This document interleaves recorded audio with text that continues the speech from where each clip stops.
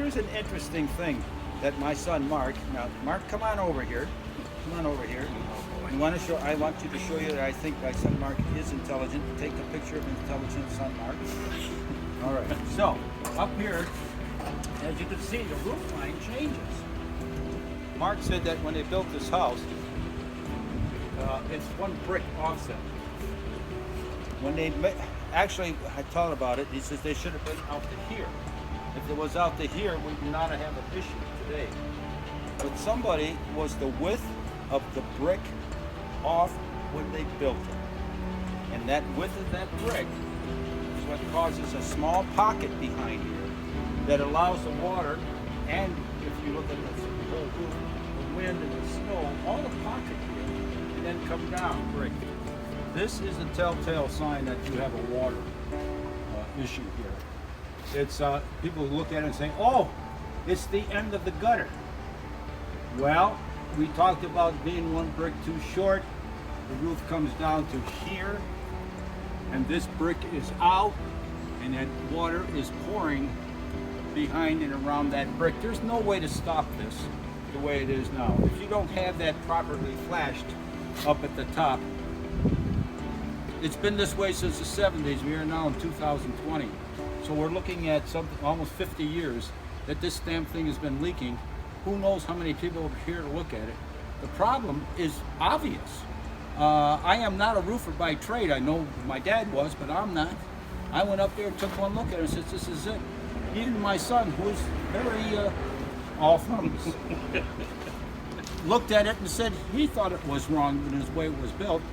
It took me a minute to look at it to find out that somebody was 4 inches off the width of the brick. Now it leaks. Now we're going to fix it. That's it. Okay. Hello, I am a basement dweller in my son's basement. This is my son Mark's basement. He is remodeling the basement, bringing it up to date, updating it a little bit. As you can see, the paneling on the walls have been painted, and the ceiling has been, he's redoing that a lot. So I said to him, this is a time to seal your ductwork. You do it now, you do it once, and it's done forever. So I got him a bucket of Goo-Wah, and we're going to start to seal. I'm going to show you how to do it. I'm going to show him how to do it, and then he's going to do it. So, but we're going to start here at the beginning. Everybody has one of these. It's a $5 taper. You can buy this at any office supply store anywhere. I use this all the time in the heating and cooling business. And you might say, why the hell would you use that in the heating and cooling business? Well, when one of my helpers gets out of hand, I usually tape his mouth shut. It works real fast. And this is flex tape. Now this is just flex tape. It could be any tape you want. You could have duct tape, metal tape, flex tape. The neat thing about this little tool is all of these tapes that you can buy fit on here. So when you're going to be out and you're going to be taping, and you got to go around this, around that, and you want to bring out a piece, this is the best way that I have found over 60 years of using this stuff. Is that so you can put this on there, you can do a full piece and wrap it around and start it. You can take it and cut off a small piece, and you always have control of your tape, and it's not a mess, and you're not searching for the end. This is the most valuable, cheapest way to cut down your time on doing this than you could possibly think of. So that's my friendly tip for the day, and like I said, if you can fit the roll on there, it'll work. All right, we're back onto our ceiling, and at this point, we're going to be talking about the ductwork. We have the ductwork is here.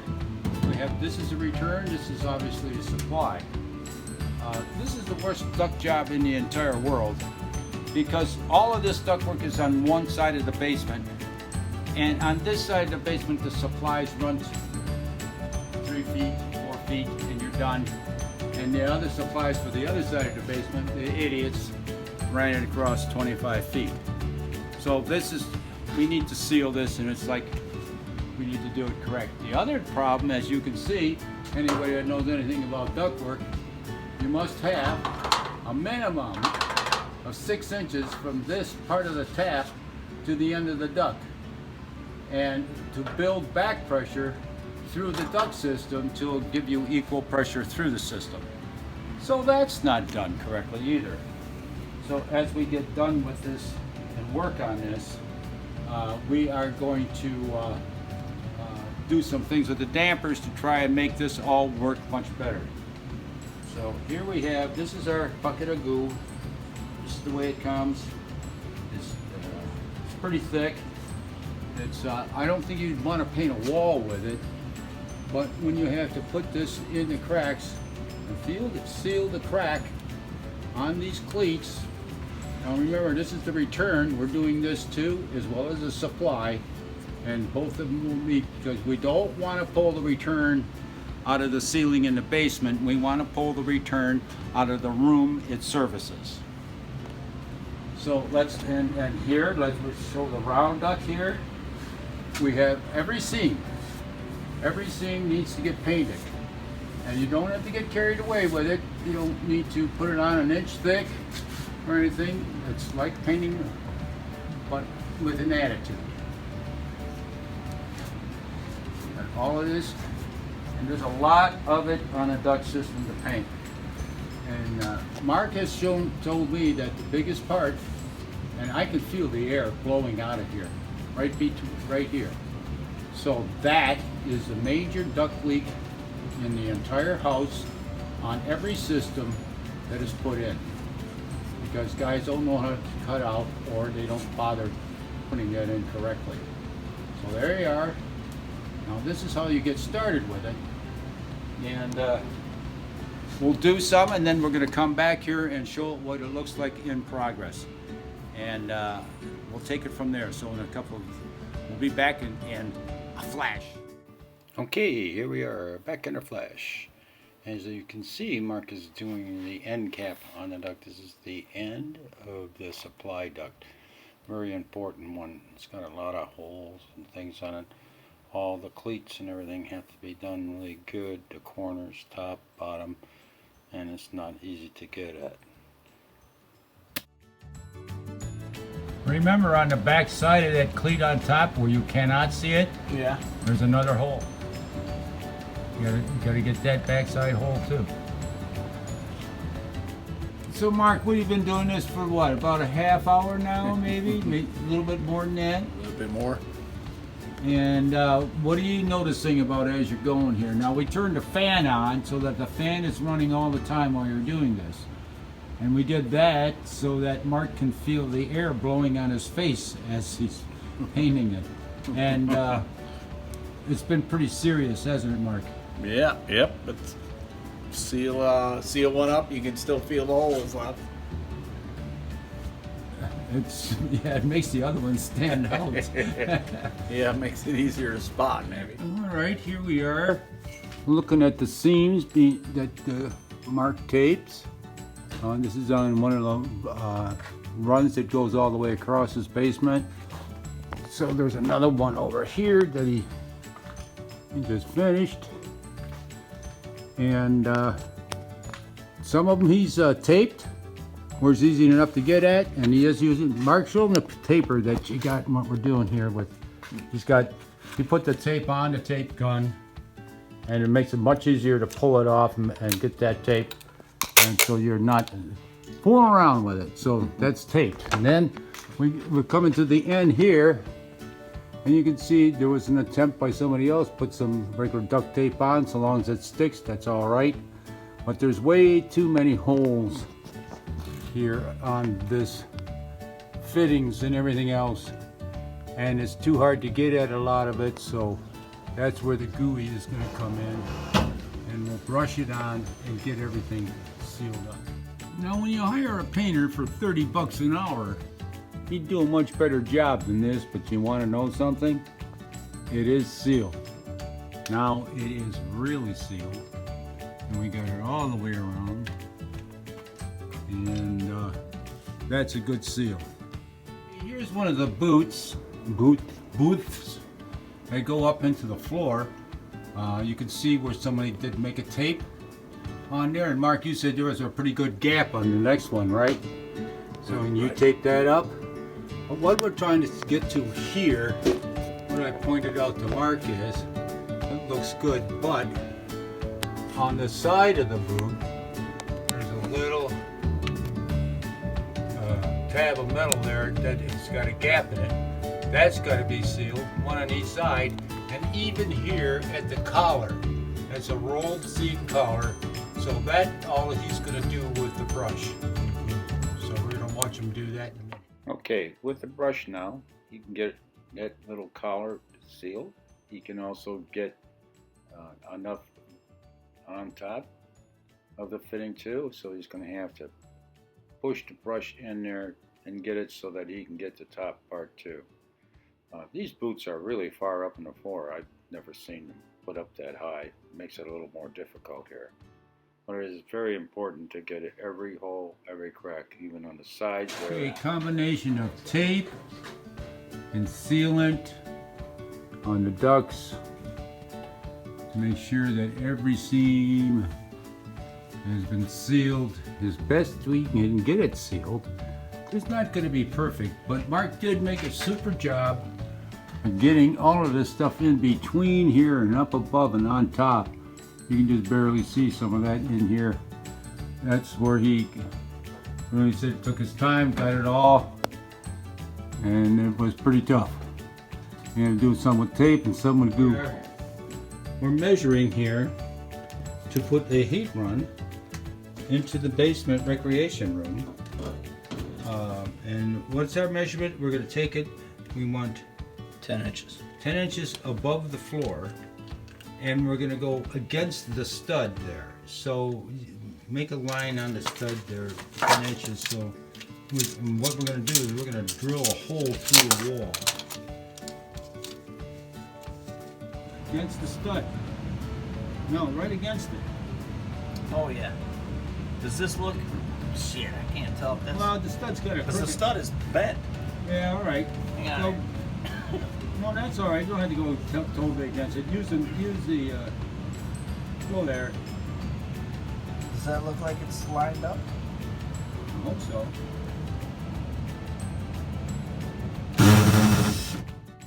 Okay, Mark hit the pilot hole, and from that pilot hole, he can mark out the hole he wants to cut out, which is 10 inches wide, 6 inches high. So he's going to make the mark at 10 inches heavy, and then he'll make another mark right there, 10 inches heavy, and then he's going to come down and he's going to go 6 inches light. If he was coming off the floor, it would be 4 inches light and then 10 inches off the floor.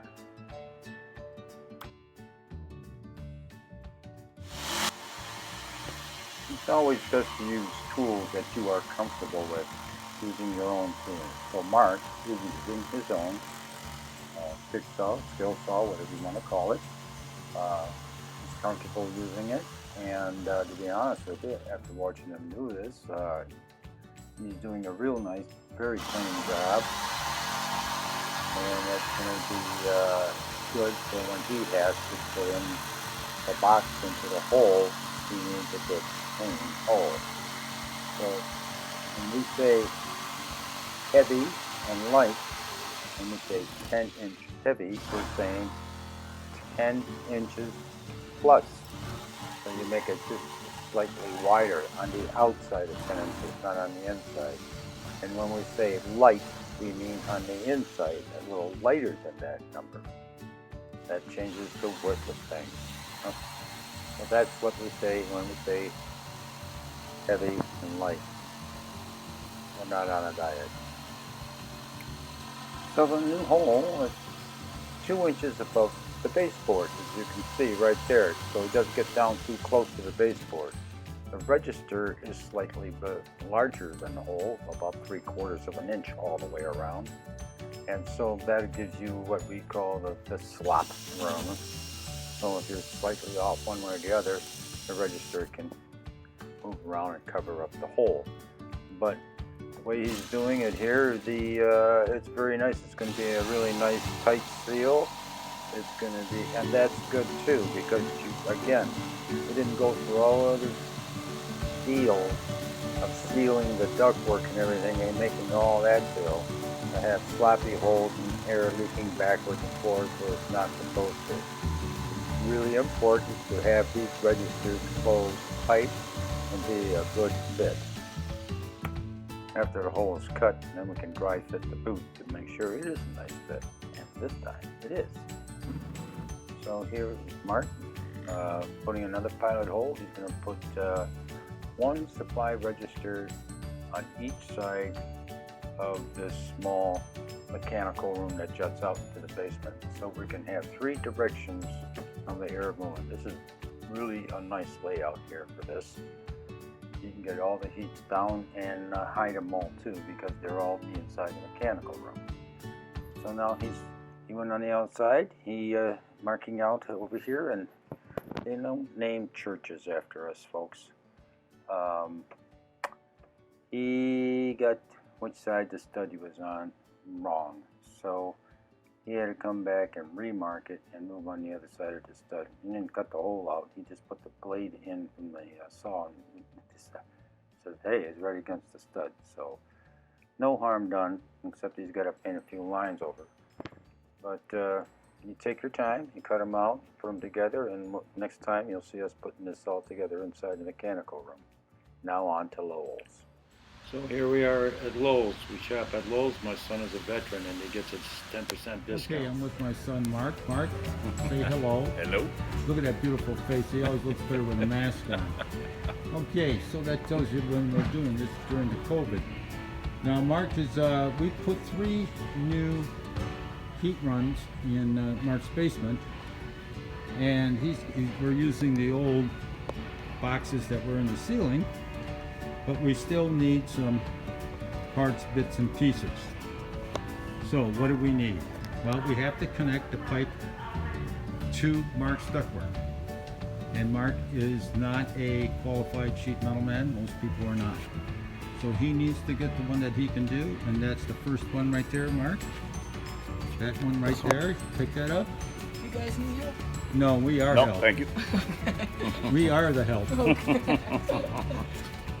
Just one? No, let's show them what that is. Okay, we're going to do a little cut. Okay, so Mark just picked up this. This is what I call a homeowner collar. Any homeowner can pick this collar up and put it on and install it and do a decent job. You have to cut a hole out in the metal. We'll get to that later. But as you can see, and this is where you put the flex on and then it holds here. Now you have this. Hole your and then tab. a collar. Yes, but you see, you got a rubber seal, and pull that tape back. That rubber seal has a sticky, so you can stick that to the ductwork. That is made really well. That is a good thing for a homeowner, because you can get your good seal and you can get it anchored. So we got 3 of them that we're doing. So he's going to grab 3. We're going to add one in Mark's bedroom in the floor. And I would like to do a 10 by 4, but we have to see if they have even such an iron right here. And there is a 4 by 10 before floor. There's the tape already. And I will show you this. This is the right 3M tape if you're doing duct repair. See where it says right here? Silver HVAC tape. That's what you want to buy. We're in a Lowe's. And here, talking about it, and I just noted this. There you go, folks. That bucket is just about right for the average house. That is a bucket of water-based duct sealant right here at Lowe's. Get yourself a cheap brush and have at it. We're still in the heating aisle, and here we are talking to the floor register section of our little deal. And sometimes you have to be careful when you buy floor registers that you don't get them so that the pattern blocks off too much air, changes the air flow, which you don't want. Or remember, people are standing on these things, so it has to be strong enough. Sit down at the base, so you need to be thicker. 12 by 6. Is it 12 or 14? Do you know?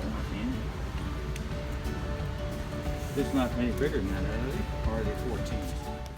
So we grab the registers and the bits and pieces of metal we got, the flex duck, we head over to the register. Next time we're going to be installing it, so come on back and see how to work this metal and make it all happen.